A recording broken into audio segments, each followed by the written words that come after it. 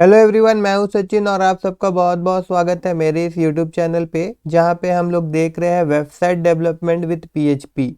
और आज के इस क्लास में देखिए, जैसा कि हम लोग एक ब्लॉग बना रहे हैं, तो ब्लॉग का एडमिन पैनल हम लोग डिज़ाइन किए थे, मतलब लॉगिन लॉगआउट वाला सिस्टम हो गया था। और ये सिंपल हम लोग डिज़ाइन किए थे एडमिन पैनल को, ठीक है। तो आज हम लोग क्या करने वाले हैं कि और थोड़ा सा यहाँ पे डिज़ाइनिंग करेंगे, इसका साइड बार और इसका मेन कंटेंट। और साथ ही साथ आज हम लोग क्या करने वाले हैं ना कि कैटेगरी को डिस्प्ले करवाएंगे, डाटाबेस से कैटेगरी को एडमिन पैनल में हम लोग डिस्प्ले करवाएंगे। ठीक है, सबसे पहले डिजाइनिंग वाला पार्ट कर लेते हैं। तो यहाँ पे देखिए, मैं आपको लेके आ गया हूँ मेरा विजुअल स्टूडियो कोड एडिटर पे। ठीक है, उसके बाद में सबसे पहले तो मैं यहाँ एक फोल्डर क्रिएट करूँगा एडमिन के अंदर में, और इस फोल्डर का नाम मैं दे दूंगा INC। और उसके बाद में यहाँ पे मैं क्या करने वाला हूँ, देखिए मैं यहाँ पे एक header.php का फाइल बनाऊंगा, header.php। और उसके बाद में जो मेरा dashboard.php वाला पेज है ना, यहाँ जाऊँगा। एंड देन यहाँ पे देखिए जो हेडर वाला, मतलब ये जो हेडर लेते हुए पूरा ऊपर तक जितना भी कोड यहाँ पे लिखा हुआ था, इन सब को मैं यहाँ से क्या कर दूंगा, कट कर दूंगा। और इस header.php वाला पेज में मैं इसको पेस्ट कर दूंगा। ठीक है, उसी प्रकार से फिर मैं क्या करूंगा, मैं यहाँ पे एक और फाइल बनाऊंगा साइड बार डॉट पी नाम से, साइड बार डॉट पी। और साइड बार डॉट पी वाला पेज में मैं क्या करने वाला हूँ, देखिए यहाँ साइड बार डॉट पी में मैं डैशबोर्ड डॉट पी में जाऊँगा। और यहाँ पे जो साइड बार है ना, यहाँ से लेके ये साइड बार कहाँ तक है, यहाँ तक है, तो मैं इस से कट कर दूंगा इसको।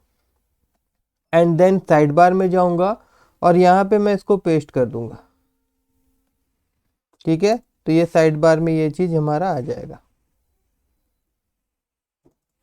उसके बाद में फिर एक काम करूंगा मैं, और यहाँ पे हम लोग एक पेज और बनाएंगे, footer dot P footer dot P. And then यहाँ पे मैं इसको पेस्ट कर दूंगा। ओ सॉरी, फूटर को पेस्ट करना है ना, साइड बार कॉपी किया हुआ था तो मैं उसी को पेस्ट कर दे रहा था। कोई बात नहीं है, वापस से हम लोग यहाँ आ जाएंगे और फूटर डॉट में हम लोग क्या पेस्ट करने वाले हैं, सिंपल सा ये दोनों चीज़ बच रहा है, इसी को हम लोग अभी फ़िलहाल के लिए पेस्ट कर रहे हैं। तो यहाँ हम लोग गए और यहाँ पे इसको फूटर डॉट पी में यहाँ पे इसको हम लोग पेस्ट कर दिए। ओके, अब क्या करना है हम लोग को, यहाँ डैशबोर्ड वाला में जाना है। यहाँ पे PHP tag open and close करूँगा मैं। एंड देन यहाँ पे मैं इंक्लूड वंस लूँगा। एंड देन NIC/header, मतलब header.php वाला पेज को इस पेज में मैंने इंक्लूड करा दिया। और मेन के अंदर में फिर उसी प्रकार से यहाँ पे मैं PHP tag open and close करूँगा। एंड देन यहाँ पे मैं क्या करने वाला हूँ कि इंक्लूड वंस। एंड देन यहाँ पे भी INC स्लैश, देन यहाँ पे साइड बार डॉट पी आ जाएगा। एंड देन सबसे लास्ट में यहाँ पे हम लोग क्या करने वाले हैं, फिर से PHP टैग को ओपन करेंगे एंड क्लोज करेंगे। और यहाँ पे इंक्लूड वंस, और यहाँ पे फिर INC slash and then footer dot P आ जाएगा हमारा। ओके, और अगर हम अभी देखेंगे इसको, तो देखिए कोई चेंजेस, मेरे ख्याल से तो इसमें कोई चेंजेस नहीं आया होगा। देखिए नहीं आया है ना, जैसे था वैसे ही है। ठीक है, अब यहाँ पे क्या करना है हम लोगों को, साइड बार हेडर ये सारा चीज़ जैसा वैसे ही रहने देते हैं। फिर एसेड में जाते हैं, देन CSS में जाते हैं और डैशबोर्ड डॉट CSS वाला पेज में आ जाते हैं। और थोड़ा सा यहाँ पे मैं CSS पहले दे देता हूँ। तो CSS में मेन के बाद यहाँ पे मैं डॉट साइड बार लिखूँगा। और साइड बार में मैं क्या करने वाला हूँ, वाइड जो है ना वो मैं दे दूँगा 20% साइड बार का। एंड देन पैडिंग मैं यहाँ दे देता हूँ, पैडिंग में दे देता हूँ 0 पिक्सल। एंड देन यहाँ पे 15 पिक्सल। उसके बाद में फिर बैकग्राउंड कलर भी दे देता हूँ मैं यहाँ पे कुछ। तो यहाँ पे बैकग्राउंड कलर जो है वो मैं देने वाला हूँ ब्लू, ब्लैक नहीं ब्लू। उसके बाद में फिर साइड बार का जो एंकर टैग है उसके लिए भी यहाँ पे थोड़ा हम लोग डिजाइनिंग कर लेते हैं।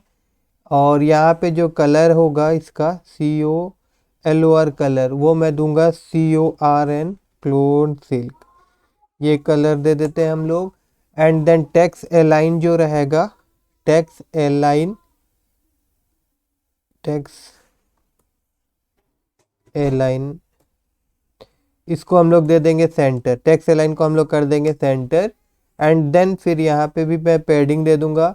पैडिंग जो रहेगा वो होगा 5 पिक्सल एंड 15 पिक्सल। उसके बाद में फिर यहाँ पे आपका डिस्प्ले ब्लॉक कर देंगे इसको हम लोग, डिस्प्ले ब्लॉक। और उसके बाद में इसका हम लोग फॉन्ट साइज दे देंगे। फॉन्ट साइज जो है वो हम लोग 25 पिक्सल दे रहे हैं।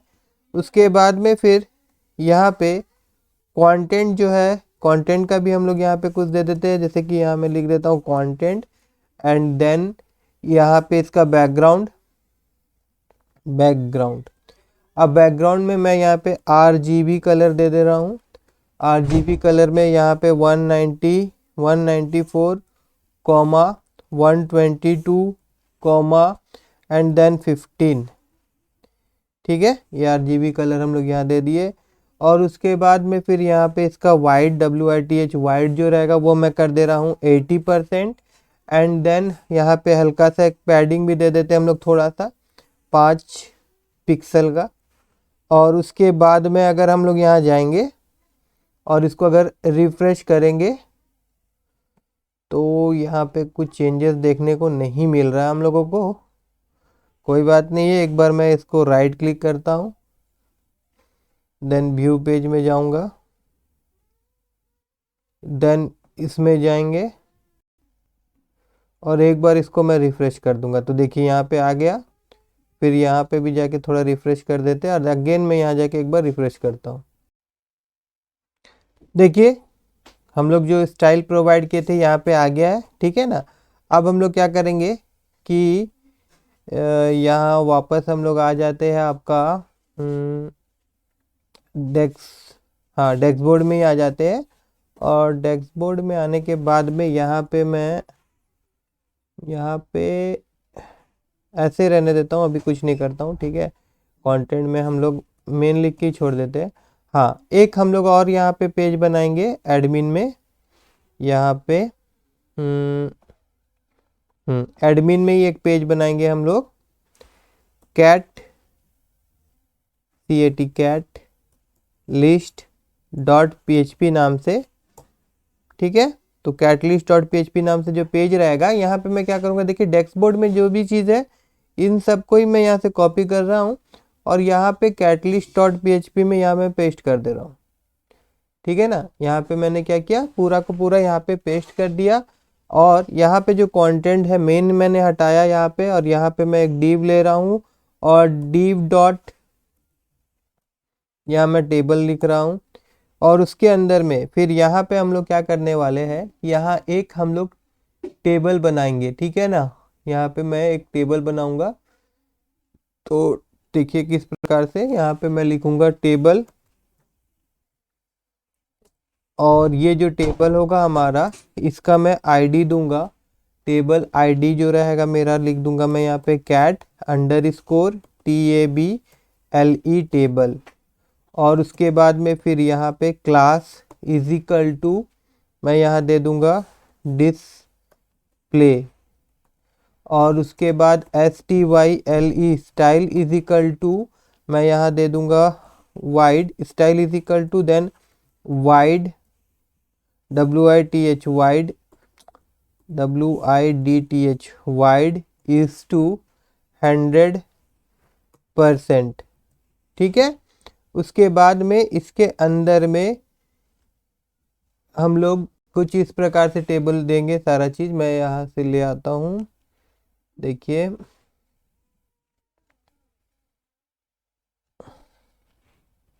देखिए TD फिर TR और फिर इसके अंदर में TH, और यहाँ पे मैं क्या क्या दे रहा हूँ, सीरियल नंबर, कैटेगरी नेम और एक्शन, ठीक है।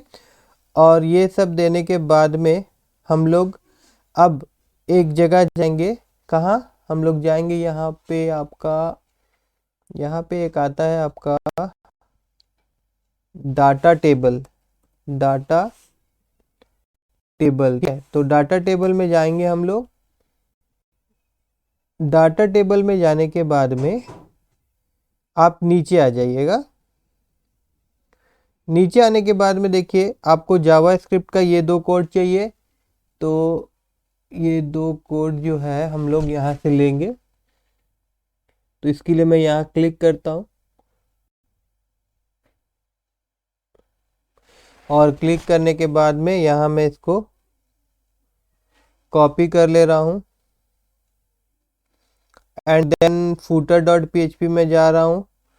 उसके बाद यहाँ पे मैं क्या करूँगा, src स्क्रिप्ट सोर्स, और यहाँ पे इसको मैं पेस्ट कर दूंगा, ठीक है। एंड देन वापस से मैं यहाँ जाऊँगा और फिर से मैं पीछे जा रहा हूँ। देन देखिए ये यहाँ पे ये भी चाहिए हम लोगों को, तो इसको भी हम लोग यहाँ पे ले रहे हैं, ये वाला जावा स्क्रिप्ट का कोड भी। और वापस हम लोग यहाँ आएंगे एंड देन स्क्रिप्ट सोर्स, और यहाँ पे इसको हम लोग पेस्ट कर देंगे, ठीक है ना। इसको मैं थोड़ा बंद कर देता हूँ। देखिए इस प्रकार से फुटर में इसको हम लोग रखेंगे, ठीक है। उसके बाद में साथ ही साथ और क्या चाहिए हम लोगों को, देखिए यहाँ पे सारा चीज़ दिया गया है, ठीक है। देखिए अब ये भी चाहिए हम लोगों को, ठीक है ना। तो इसको भी हम लोग यहाँ से ले लेते हैं एंड देन वापस हम लोग यहाँ चलते हैं और फिर यहाँ पे फुटर में ही नीचे में यहाँ अगर पे हम लोग पेस्ट कर देंगे, ठीक है। मगर हम लोग आईडी क्या दिए थे, टेबल का आईडी दिए थे हम लोग cat_table टेबल, तो उसको हम लोग यहाँ लिख देंगे, ठीक है। एंड देन अब हेडर सेक्शन में जाएंगे हम लोग। हेडर सेक्शन मतलब header.php, हम लोगों को CSS भी चाहिए, ठीक है। तो CSS भी यहाँ पे देखिए हम लोग यहाँ जाएंगे और CSS वाला पार्ट में जाएंगे। यहाँ पे अगर हम लोग क्लिक करते हैं तो ये देखिए CSS का लिंक जो है यहाँ हम लोग को मिल जाता है। और फिर हम लोग वापस आएंगे एंड देन यहाँ पे मैं लिखूँगा link CSS LINK link CSS। और देखिए ये जो CSS का यहाँ पे है इसको हम लोग हटा देते हैं और इसको हम लोग यहाँ पेस्ट कर देंगे, ठीक है। इतना करने के बाद में वापस से हम लोग आते हैं, कहाँ गया, कहाँ गया, हाँ यहाँ पे। लेकिन यहाँ भी हम लोग डेस्कटॉप में है, हम लोग को कैटिस्ट देखना है। तो एक काम करता हूँ, मैं यहाँ पे जाता हूँ, साइड बार में जा रहा हूँ देखिए। और साइड बार में जाने के बाद में यहाँ पे मैं क्या कर रहा हूँ, यहाँ पे मैं लिख देता हूँ शो कैटेगरी, ठीक है। और यहाँ पे हम लोग एड्रेस दे देते हैं catlist.php। और वापस से अगर हम लोग अगर पेज में आते यहाँ पे डैशबोर्ड वाला, इसको रिफ्रेश करते तो देखिए यहाँ पे क्या दिख रहा है, शो कैटेगरी। अच्छा यहाँ पे एक एरर है, तो एरर हम लोग सॉल्व कर लेते हैं। क्या एरर है कि जो हम लोग फूटर में यहाँ जो पेस्ट किए ना, ये तरीका गलत है क्योंकि ये स्क्रिप्ट के अंदर में रहेगा। तो यहाँ पे हम लोग को लिखना था स्क्रिप्ट इस प्रकार से, और इसके अंदर में इसको डालना है। jQuery का कोड है ना ये, तो स्क्रिप्ट के अंदर में लिखा जाता है। आपको पता ही होगा जावा स्क्रिप्ट का कोई भी कोड अगर आप HTML पेज में लिखना चाहते हैं तो फिर आपको स्क्रिप्ट टैग का यूज़ करना ही होगा, ठीक है। और उसके बाद इसको मैं हटा देता हूँ एंड देन वापस यहाँ जाता हूँ और अगर मैं इसको रिफ्रेश करता हूँ तो ये हट गया है, ठीक है।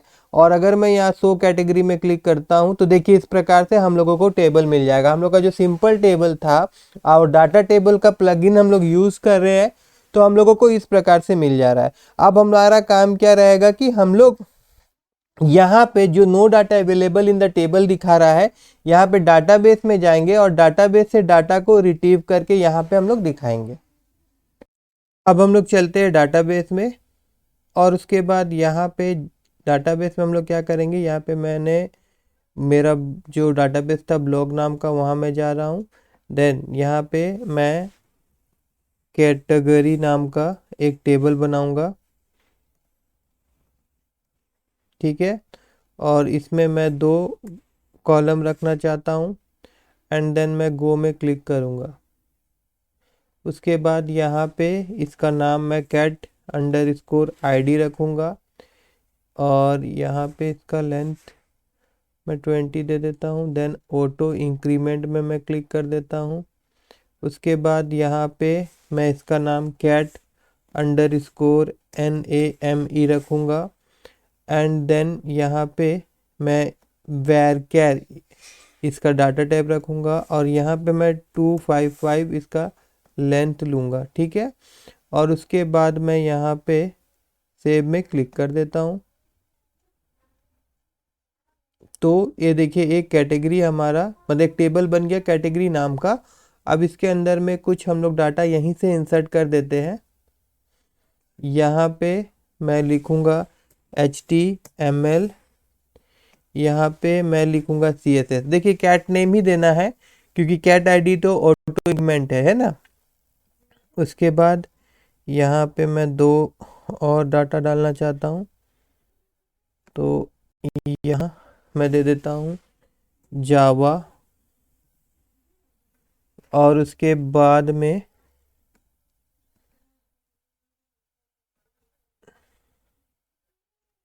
यहाँ पे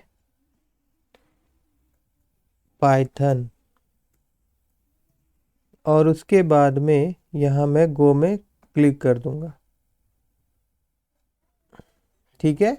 एंड देन वापस मैं आ जाता हूँ ब्राउज में, ठीक है। अब ये डाटा सब जो है ये हम लोग कहाँ दिखाएंगे, ये वाला टेबल में एडमिन का जो जब शो कैटेगरी में हम लोग जाएंगे तो यहाँ पे जो भी कैटेगरी नेम अवेलेबल रहेगा यहाँ पे दिखाई देना चाहिए, ठीक है।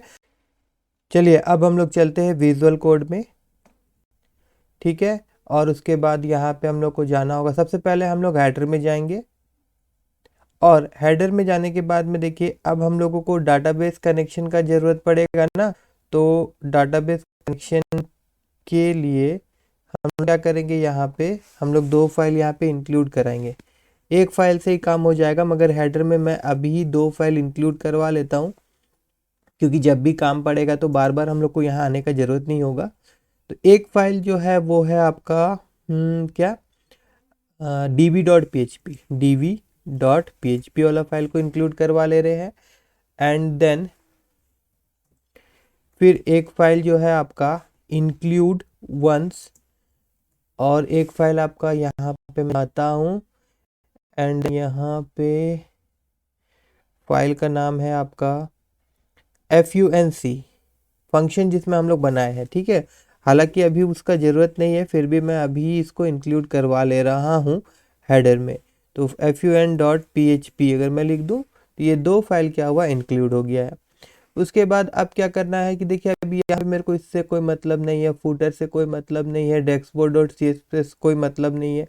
हम लोग आ जाते हैं कैटलिस्ट में। और कैटलिस्ट में फिर क्या करना है कि यहाँ पे जो हमारा टेबल हेडिंग यहाँ पे ख़त्म हो रहा है ना, इसके बाद हम लोग यहाँ पे क्या करेंगे, यहाँ मैं टेबल बॉडी स्टार्ट करूँगा। और टेबल बॉडी के अंदर में यहाँ पे मैं क्या करने वाला हूँ कि मैं यहाँ पे PHP का टैग ओपन एंड क्लोज करूँगा।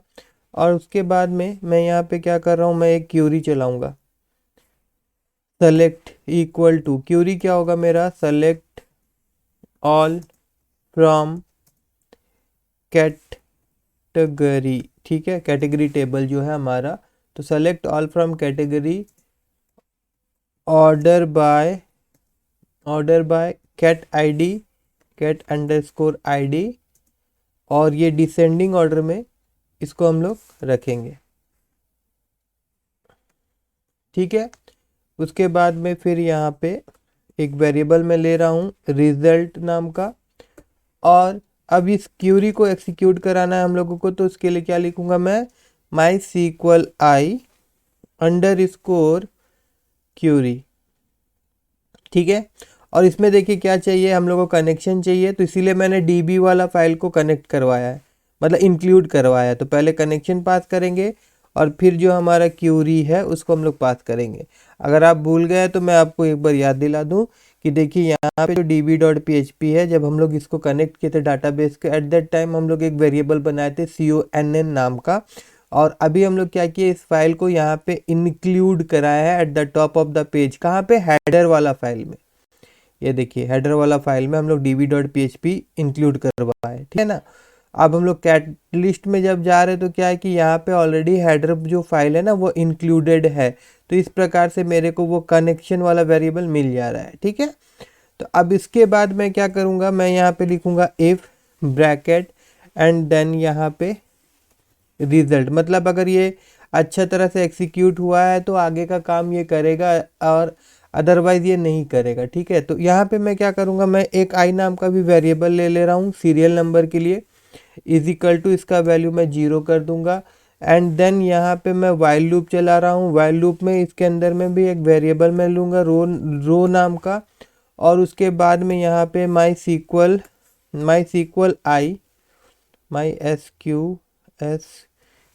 आई अंडर स्कोर फैच एरे। ठीक है, और इसके अंदर में हम लोग पास कर देंगे रिजल्ट को। ठीक है, और उसके बाद कर्ली ब्रैकेट ओपन क्लोज, मगर यहाँ पे क्या करूँगा, मैं इस कर्ली ब्रैकेट को बंद कर दूंगा, और उसके बाद ये जो बचा हुआ 2 ब्रैकेट है इसके आगे मैं PHP टैग ओपन कर दूंगा। ठीक है, और इसके बीच में अब हम लोग HTML का कोड लिख सकते हैं, तो यहाँ पे आ जाएगा हमारा TR, यहाँ पे आ जाएगा हमारा TD, और यहाँ पे PHP टैग हमारा ओपन होगा क्लोज होगा, यहाँ पे इको, एंड देन यहाँ पे हम लोग आई को इको करवा देंगे जिससे 1 2 नंबर आएगा। ठीक है, यहाँ पे इसको बंद कर देते हैं,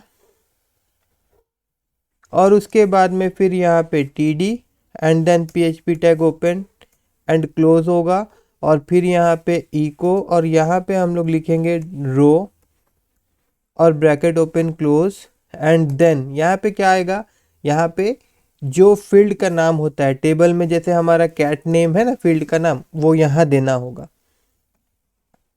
ठीक है ना, क्या हुआ देखिए, टेबल से सारा फेच होके रो में आ गया, और फिर यहाँ पे रो और स्क्वायर ब्रैकेट पे यहाँ पे जो नाम देंगे ये नाम किससे मैच होना चाहिए, ये जो टेबल है हमारा, यहाँ देखिए टेबल का फील्ड का जो नाम है, जैसे यहाँ कैट आईडी और कैट नेम, तो अभी मेरे को कैट नेम चाहिए था ना, तो मैंने वहाँ पे कैट अंडरस्कोर नेम लिखा, और ये लिखने के बाद में यहाँ पे तो सारा काम हमारा हो गया है शायद।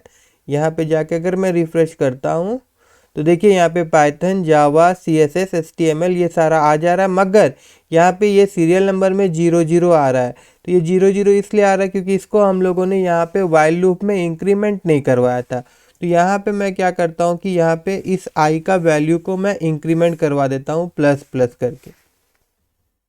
ठीक है, अब ये प्लस प्लस हो गया है। अब अगर वापस से मैं जाऊं और एक बार इसको मैं रिफ्रेश करूं तो देखिए यहाँ पे 1 2 3 4 इस प्रकार से ये आ रहा है। ठीक है, अच्छा अब देखिए यहाँ पे एक्शन वाला फील्ड में क्या चाहिए, एडिट और डिलीट के लिए चाहिए, तो वो भी हम लोग अभी दे देते हैं, मगर वो काम हम लोग नेक्स्ट क्लास में करेंगे। यहाँ पे सिंपल मैं एंकर टैग ले रहा हूँ, और इस एंकर टैग में यहाँ मैं लिख देता हूँ एडिट, और उसके बाद यहाँ पे हम लोग ऐसे साइन दे देते हैं, और फिर से एक एंकर टैग ले लेते हैं, और यहाँ पे मैं लिख देता हूँ DELETE डिलीट। ठीक है, इसको अगर मैं नीचे कर दूँ देखिए इस प्रकार से, और अगर आप लोगों को यहाँ पे दिखाऊं तो देखिए यहाँ पे आपका एडिट और डिलीट। ठीक है, तो आई होप कि आप सबको आज का क्लास अच्छा लगा होगा। अगर अच्छा लगा हो तो मेरे इस वीडियो को लाइक करिएगा और मेरे चैनल को सब्सक्राइब करना मत भूलिएगा।